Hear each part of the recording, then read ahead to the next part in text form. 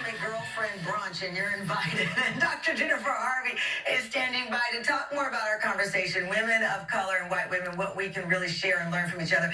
Dr. Harvey, I was thinking women's suffrage, we were just talking about it the other day, and then, pay equality where we're all in it, even the hard conversation, Me Too movement. There are these moments that we feel like we're having the same conversation and we're rooting for each other as women. And then you bring up specifically race, and I get 4 tweets in a second from somebody saying, enough about race. Why is it that women are having such a hard time having this conversation?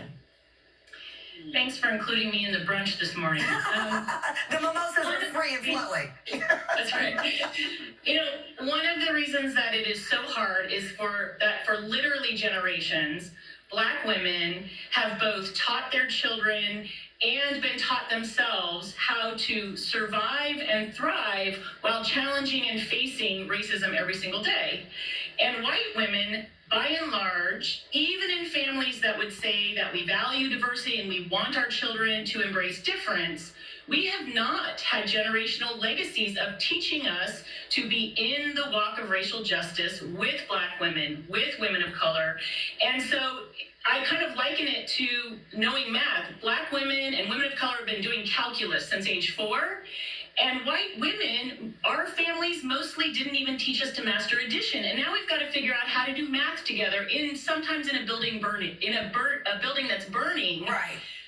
And that makes it really, really difficult to have we're not even on the same page, right, even if our hearts want to be in the same place. Well, and I take your point, even if our hearts want to be on the same page. I tell people all the time, one of the little things I do, go on your Instagram account, Facebook, social media, whatever, and look at how many friends you have that aren't from your same economic group, that aren't from your same background. I know it's hard meeting people after a certain age, you're working, but just take a look at how narrow your world is, especially when you're looking at others saying, look at her with all her white friends, or look at her, she only has black friends. How diverse is your tribe when you are ready to have these big conversations?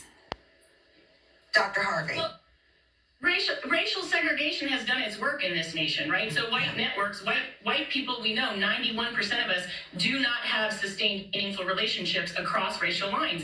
That's not an accident. Segregation has affected us in our neighborhoods, in our school systems, and it's hard to be friends if people don't trust you, and for good, appropriate reasons you are not trusted. We have to earn trust. Yeah. We can, but it takes a commitment. And Jamil, and you and Carrie, I've seen, and I stalk you on social media, I see the growing support from women who are not Black, who see and feel your empowerment. Do you feel it, Jamil? Do you see it? Because I do, and I'm not trying to convince you that it's there, but I see it and feel it. I think it honestly is very dependent on the day or the issue. I mean, I do agree with the doctor that race is kind of the wedge that really does separate a lot of us, because even though we may have common experiences as women, we may face common challenges. Where there is a clear delineation is when it comes to race, because we're fighting different struggles. Yeah. And I think a lot of times, white women, at least from what I've seen, and I'm certainly not trying to cast a broad brush, is that if the decision is standing with other women versus especially women of color and standing with whiteness and standing with patriarchy, I see them too often pick whiteness and patriarchy. Listen, we're going to talk about this more. Thank you so much, Jamil, Kari, our amazing panel of women from around the country. We're going to keep it going.